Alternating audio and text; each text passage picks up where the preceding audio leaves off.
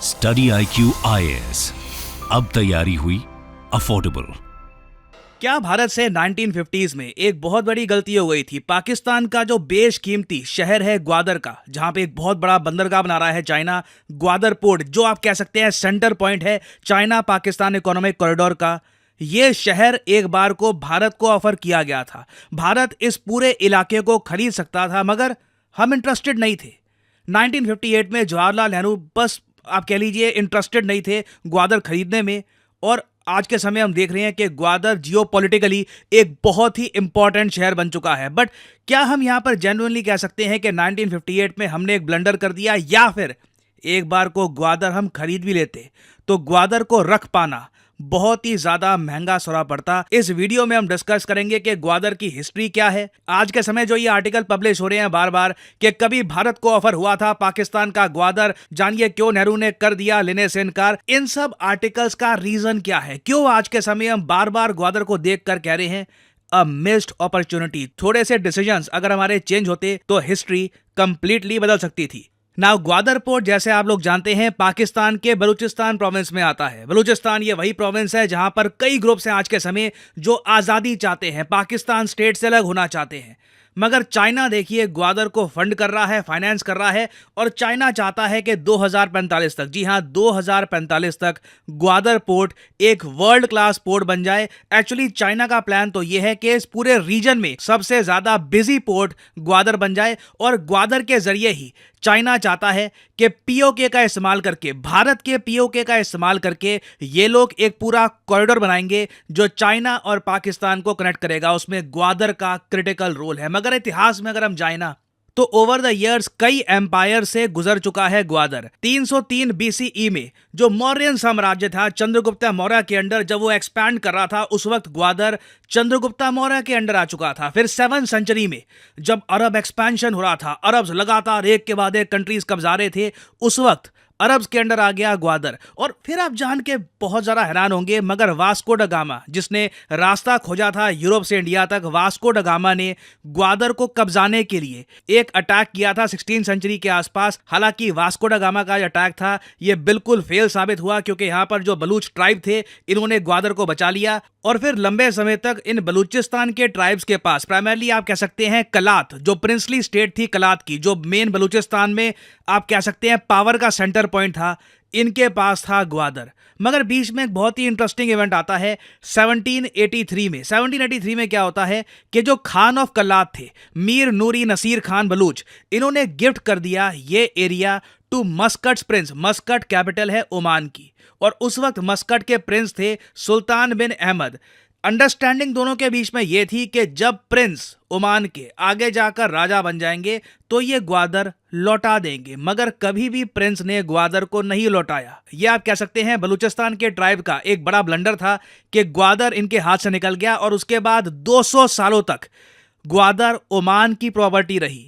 मैं यहां पे बात कर रहा हूं थ्रू आउट ब्रिटिश इंडिया की। आप ये कह सकते हैं ब्रिटिशर्स ने पूरा साउथ एशिया कब्जा लिया था। आज के समय modern day Pakistan, India, Bangladesh, even Sri Lanka, Myanmar, ये सब ब्रिटिश एम्पायर के अंडर था। मगर ओमान ने जो परचेज कर रखा था ना ग्वादर को, इस बात को ब्रिटिशर्स ने भी एक्सेप्ट किया, और उन्होंने कभी ग्वादर को कंप्लीटली नहीं कब्जाया। और फिर 1947 के बाद हम आते हैं, पाकिस्तान एज ए कंट्री बन चुका है। उसके बाद भी ग्वादर ओमान के अंडर रहा था 1958 तक। आप इमेजिन कर सकते हैं पाकिस्तान बन गया, उसके 11 साल बाद भी ग्वादर पाकिस्तान का पार्ट नहीं था ना। ओमान ने ना उस वक्त 1958 में एक डिसीजन ये लिया कि ग्वादर का क्या करे। ग्वादर में देखिए पोटेंशियल तो बहुत था।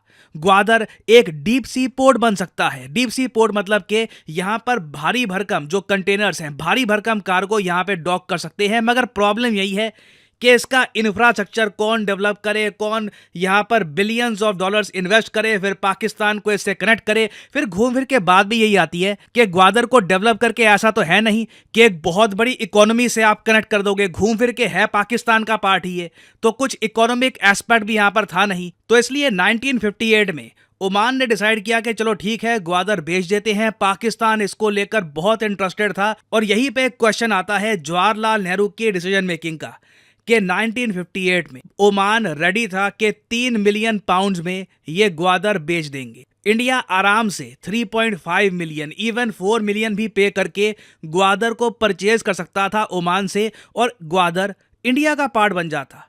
बट हमने ऐसा किया नहीं।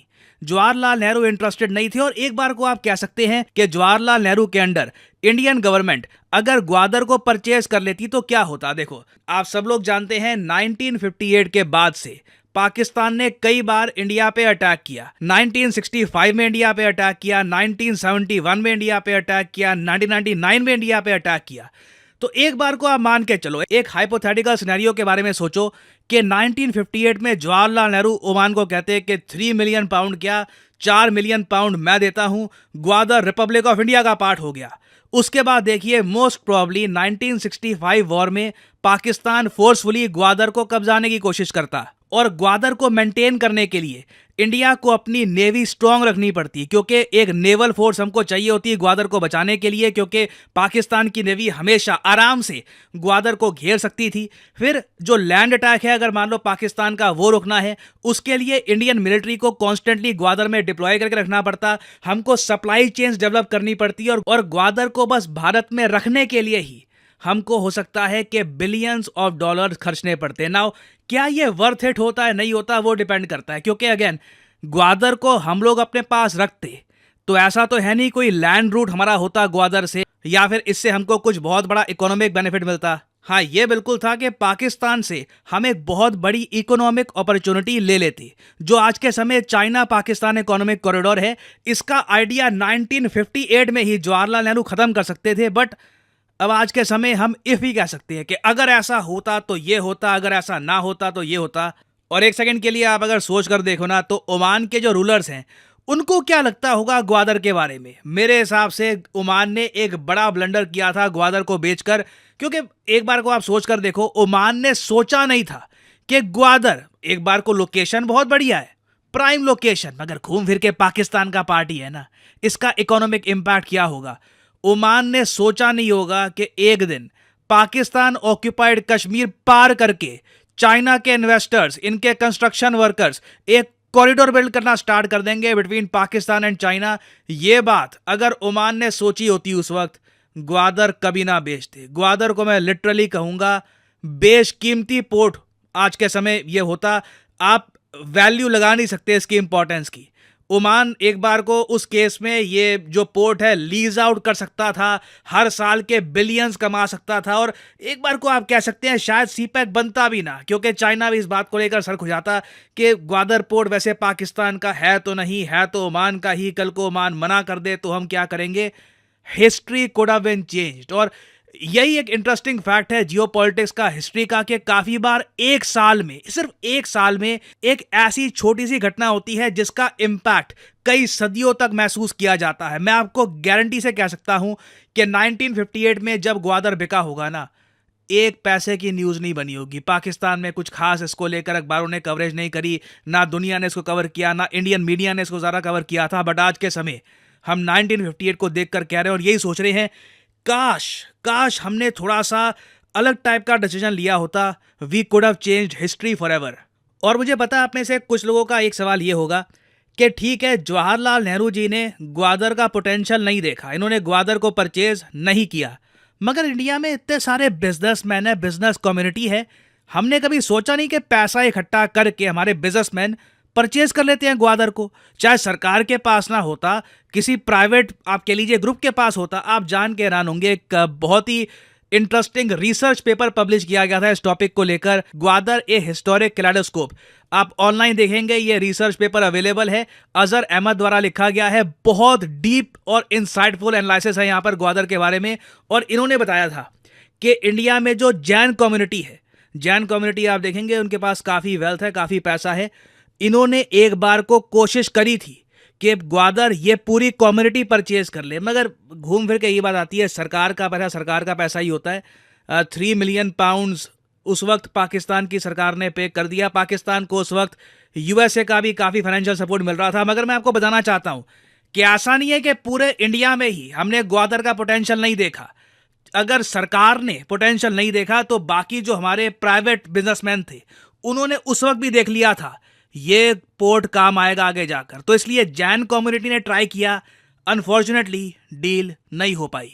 और अगेन यहाँ पे एक क्वेश्चन आप ये भी कर सकते हैं कि ये जो रीसेंट आर्टिकल्स पब्लिश हुए हैं इनका मेन सोर्स क्या है। देखिए चौधरी साहब, इनके बारे में अगर आपको नहीं पता तो ये भारत में जो नेशनल सिक्योरिटी एडवाइजरी बोर्ड है जो डायरेक्टली आता है national security adviser of India के अंडर। आज के समय भारत के आने से हैं डोवाल साहब, तो ये जो बोर्ड है उनके अंडर आता है। चौधरी साहब इससे पहले 2 प्राइम मिनिस्टर्स के जो नेशनल सिक्योरिटी एडवाइजर बोर्ड है उनके मेंबर रह चुके हैं।